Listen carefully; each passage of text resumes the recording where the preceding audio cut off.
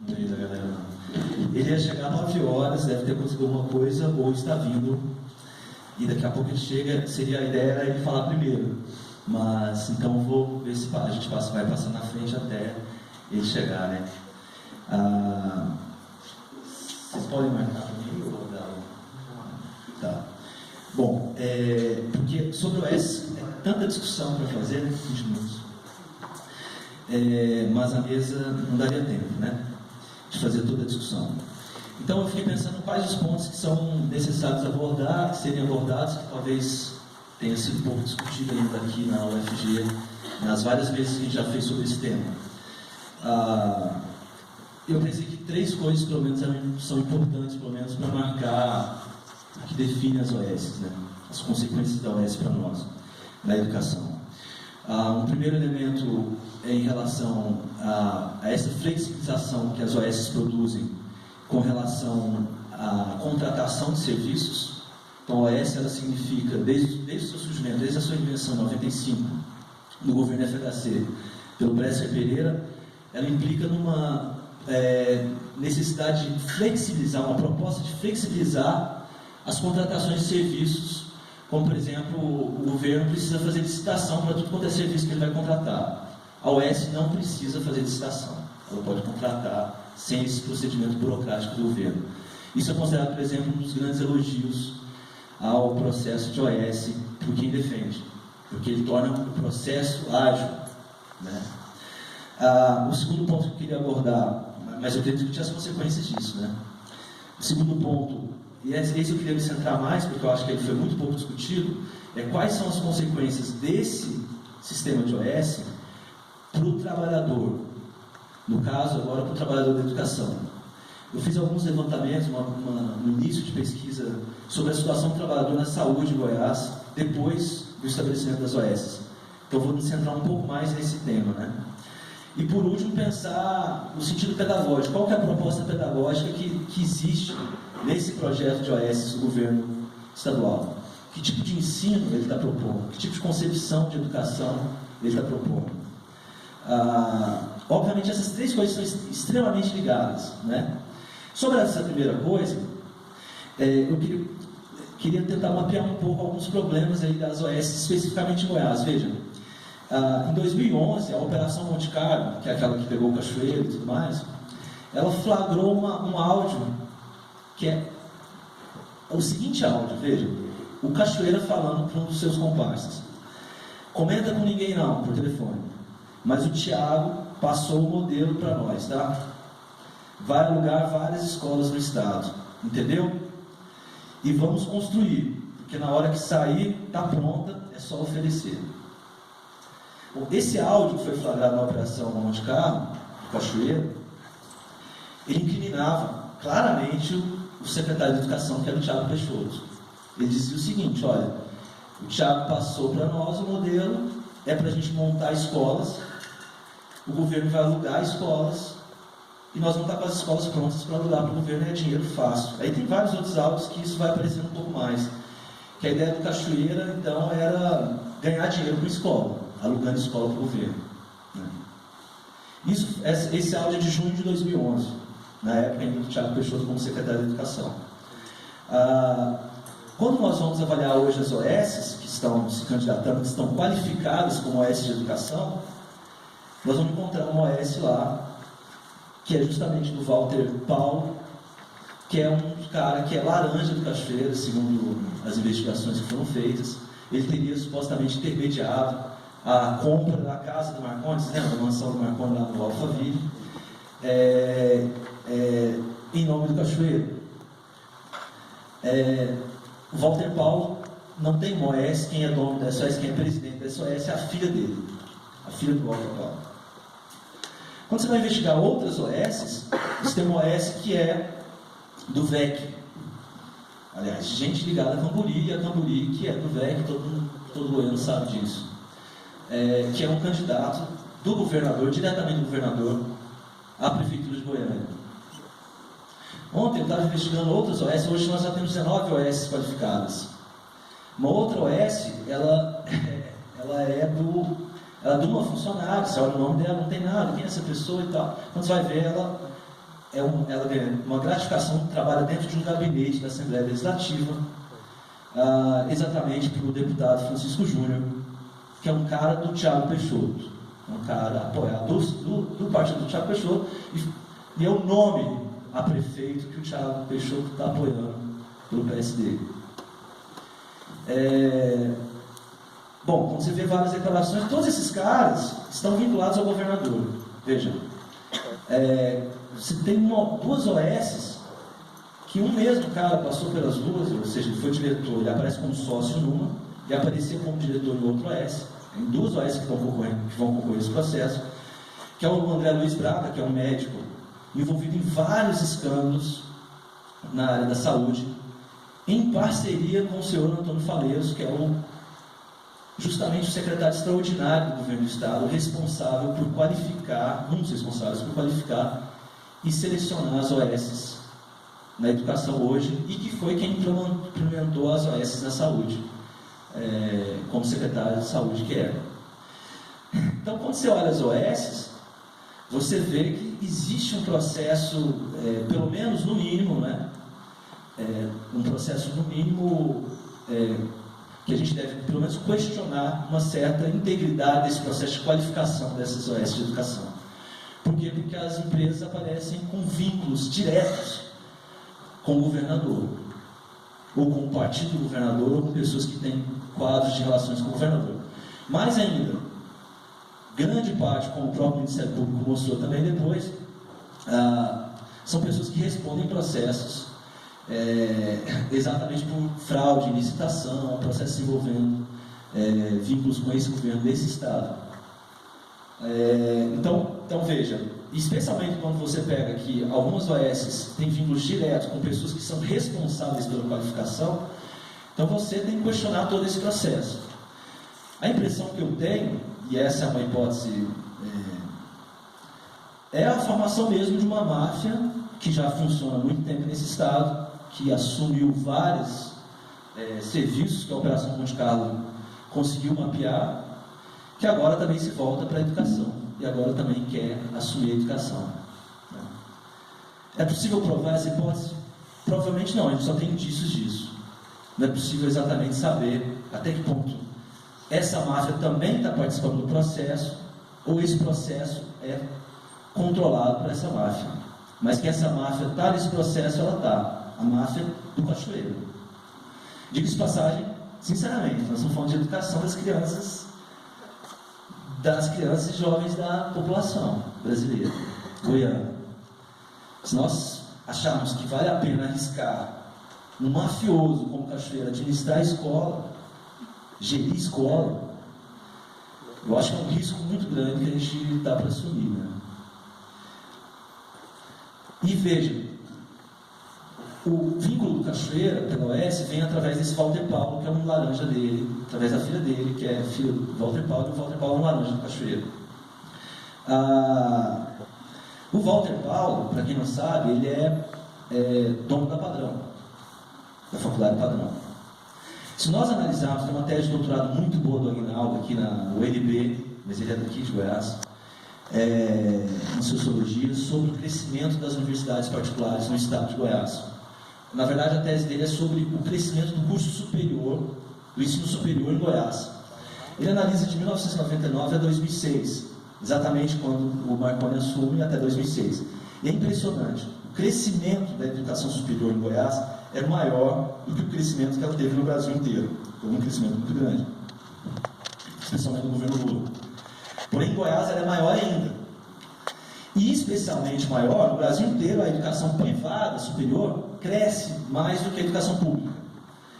Porém, em Goiás, esse crescimento é ainda maior do que no Brasil inteiro, da educação privada. Então você tem, desde que o Marconi assumiu, um crescimento muito grande da educação superior privada.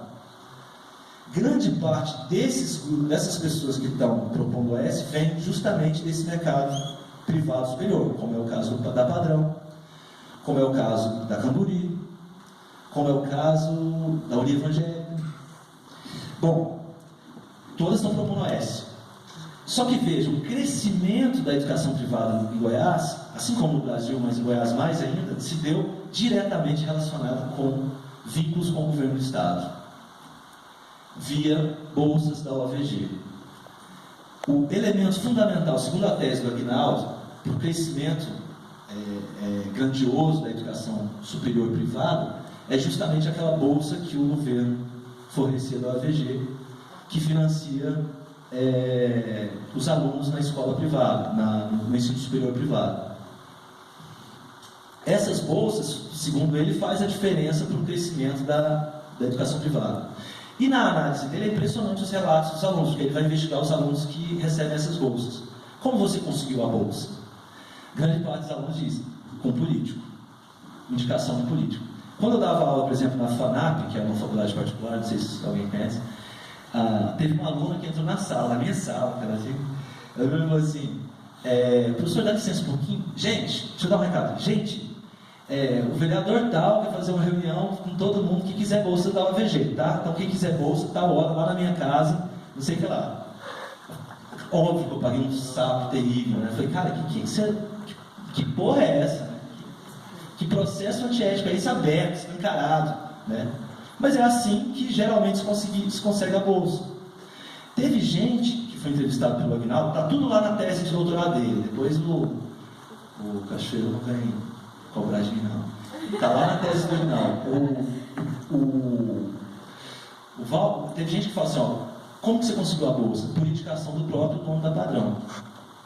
Espera aí, como que um dono da Padrão, um dono de uma faculdade particular, pode, ele mesmo, indicar alguém para a própria faculdade dele receber um dinheiro do governo para que alguém estude lá? Isso é completamente absurdo, né? Bom, e efetivamente, tem relatos do professor Aguinaldo que diz o seguinte, que dentro da Padrão, em determinados cursos como o curso de pedagogia, quando havia reunião para discutir sobre as bolsas da UFG, ficavam só 3 alunos na sala. Significava dizer que nessas salas de 50 e tantos alunos, somente 3 não tinham bolsa da UFG. Inclusive, essas bolsas superavam a bolsa do ProUni, a bolsa do FIES. Significa que essas bolsas elas tiveram um papel fundamental no processo de constituição do crescimento da educação privada no Brasil, durante o governo, desde 1999 para cá. O Aguinaldo analisa só até 2006, né, na tese de doutorado dele, mas ali já dá para a gente ter uma ideia. E justamente setores dessa educação privada que alguns deles se proporem a assumir também agora, via OS, né, essa educação pública.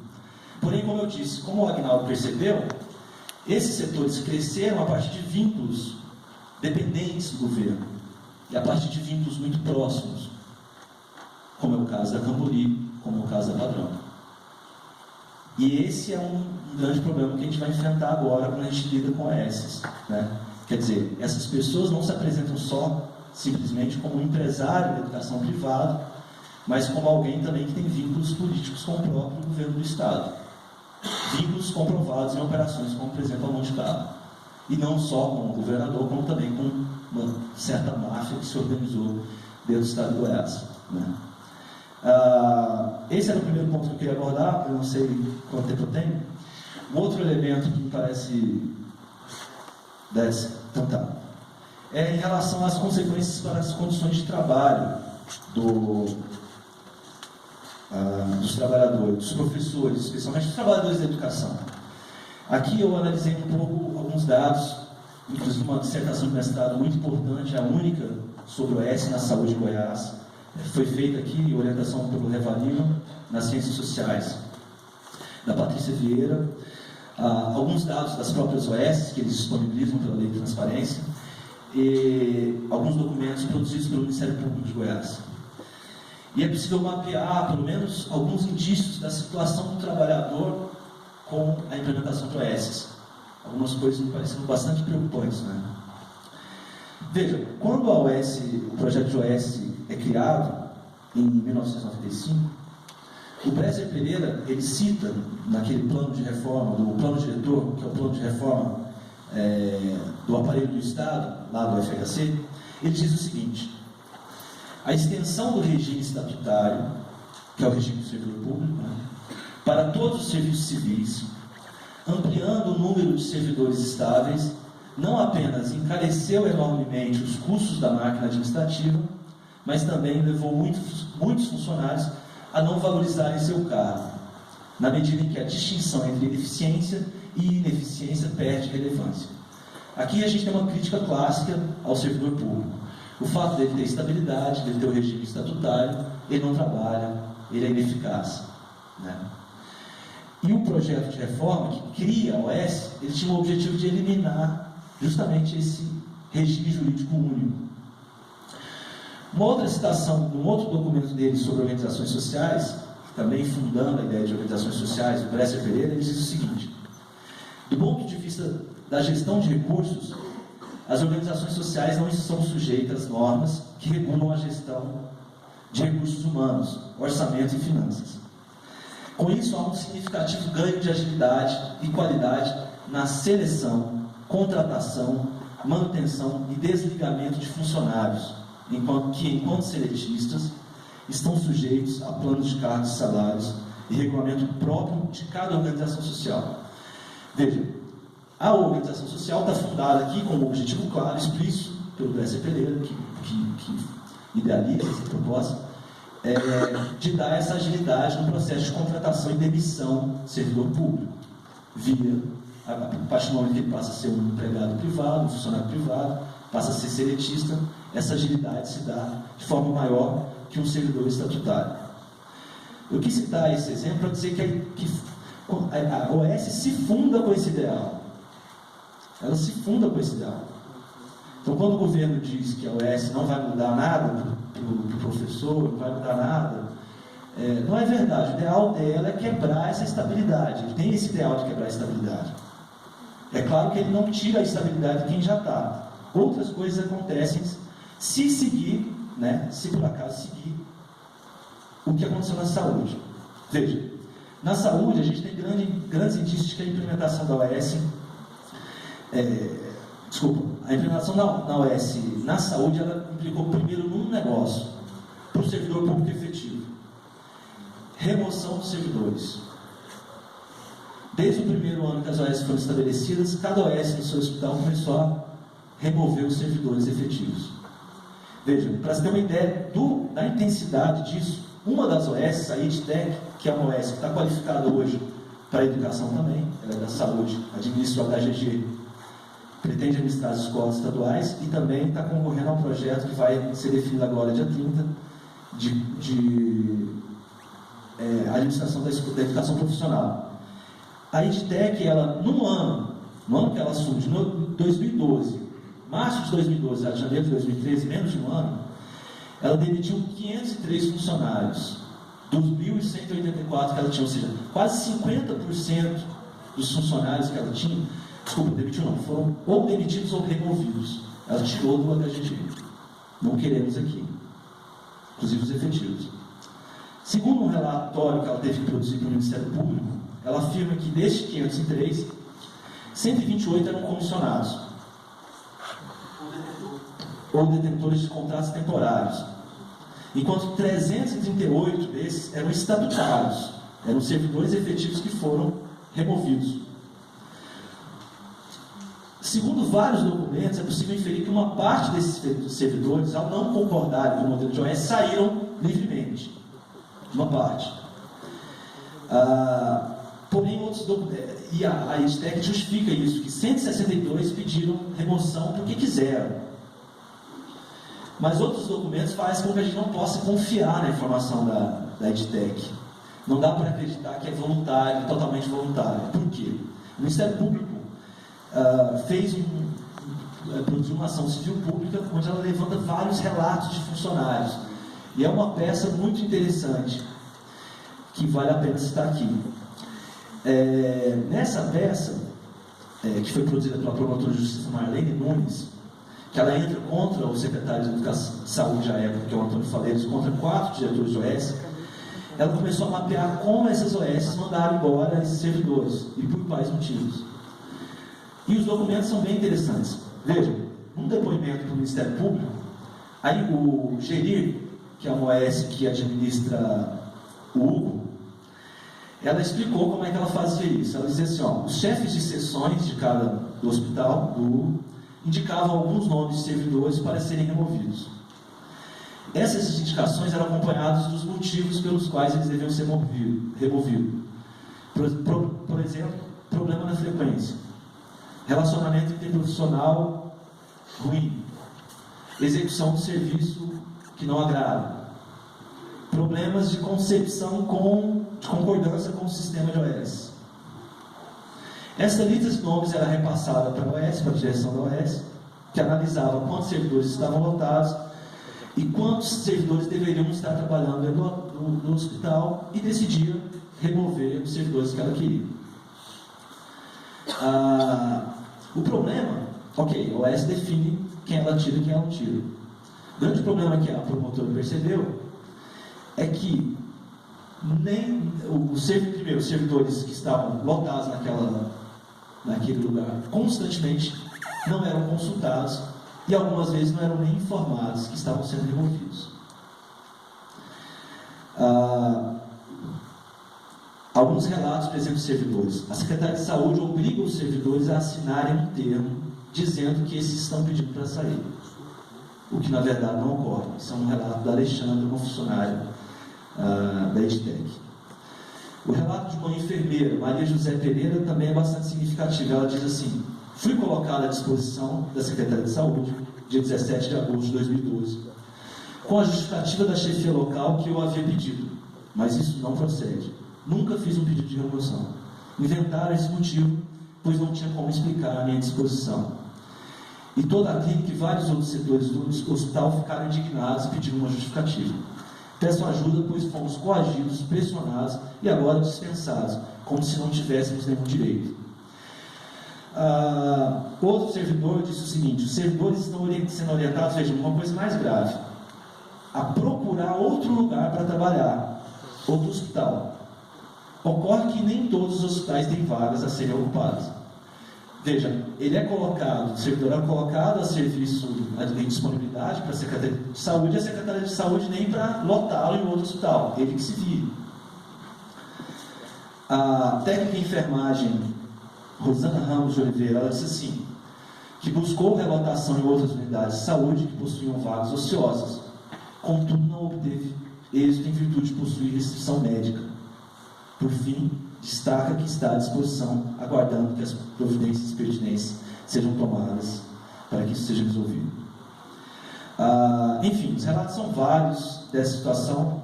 Veja que cada um é mais grave que o outro. O fato dela ter uma restrição médica, isso é muito grave, né? Ela não conseguiu lugar para ficar. Uma coisa muito grave que eu gostaria de citar é que alguns desses servidores chegavam lá para trabalhar e eram impedidos de entrar porque você não trabalha mais aqui. Isso está citado pela promotora Marlene aqui nessa ação civil pública. Tem relatos de pessoas que dizem que isso aconteceu. A dissertação também de mestrado, orientada pelo Revalino, aqui no mestrado das Ciências Sociais, da Sociologia, que é da Patrícia Vieira, ela também coleta alguns documentos, algumas entrevistas com trabalhadores da saúde, depois das OS. Eu vou ler só um, porque o meu tempo está acabando aqui, que é muito importante. Uma das trabalhadoras entrevistadas diz o seguinte: a estabilidade para um funcionário público é muito boa, sabe? Agora é o seguinte, eu me sentia muito estável antes da entrada de OS, com certeza. O principal objetivo quando você se torna funcionário público, você presta concurso, é você ter uma estabilidade no emprego. Aí depois ela vai dizer que teve uma amiga que ela perdeu essa sensação de estabilidade, porque teve uma amiga que teve que pedir exoneração, porque eles pressionaram ela de tal forma, fala dela, tá? Foram mandando ela para lugares tão distantes, tão malucos, que ela se viu de um jeito tão depressivo, tão depreciativo o serviço dela, que ela falou: não dou conta, eu peço exoneração, eu vou para outro lugar. Bom, esse é um elemento, a remoção. Um outro elemento que acontece é a demissão completa dos contratados temporários. Para se ter uma ideia, na educação, no edital novo, são 4 editais que lançaram para terceirizar 83 escolas, colégios e institutos tecnológicos, cuja seleção vai ser feita agora. Dia 30 sai o resultado da OS vencedora, que 4 OS vencedores vão administrar cada um lote dessas escolas. Lá é mais grave do que o edital da SEDUC anterior, porque ela diz o seguinte, que as OS contarão exclusivamente com mão de obra privada, que a priori não será cedido nenhum servidor efetivo. Os institutos tecnológicos, eles contam com servidores efetivos, por exemplo, professores efetivos da SEDUS, que são cedidos. Isso significa que assim que a SOS assumir, esses servidores serão colocados à disposição da SEDUS de novo. Vai sair todo mundo, né? Eu calculei pela folha de pagamento, são 100 e poucos servidores, professores, né? Professores, já não tem mais servidores.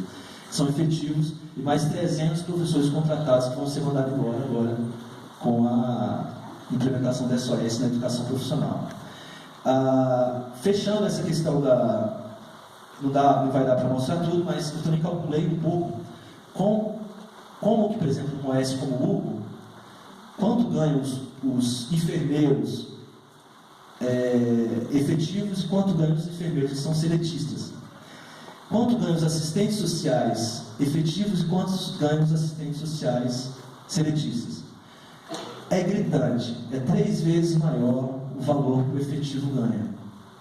Não dá para calcular pela folha de pagamento se há diferenças de funções, então você pode calcular só uma média. Mas enquanto 50%, por exemplo, dos assistentes sociais ganham entre R$7.000 e R$9.000, bruto, claro, como estatutário, 80% passa a ganhar entre R$2.000 e R$3.000 seletista. Talvez não dê para generalizar isso que é possível perceber no Hugo, essa diferença salarial entre o servidor efetivo e o servidor que é contratado pela OS. Talvez a gente não possa, seja arriscado generalizar isso para outras experiências. Porém, me parece que existem alguns indícios de perda salarial. A perda de estabilidade é óbvia quando você é seletista, mas muito possivelmente a gente tem uma perda salarial. Vou dizer explicar por que, por exemplo, que as remoções acontecem para fechar a minha fala, que eu já passei do meu tempo. Segundo a promotora Marlene, que analisou isso também tem denúncias de São Paulo, com a mesma análise por quem denuncia, as OS não têm interesse de ter servidores efetivos por um motivo específico, que está dado geralmente nos editais de OS. Quando você pega os servidores cedidos da Secretaria, no caso da Saúde, nesse caso, a OS deixa de receber o repasse daqueles servidores. Então, se ele pegar mais contratos, ela terá um repasse maior. Pelo menos os editais de saúde em Goiás foram assim. E editais de saúde em outros lugares. Esse é um elemento que interessa remover professores, remover servidores efetivos e pegar mais servidores, contratos seletistas. Mas existe um outro elemento.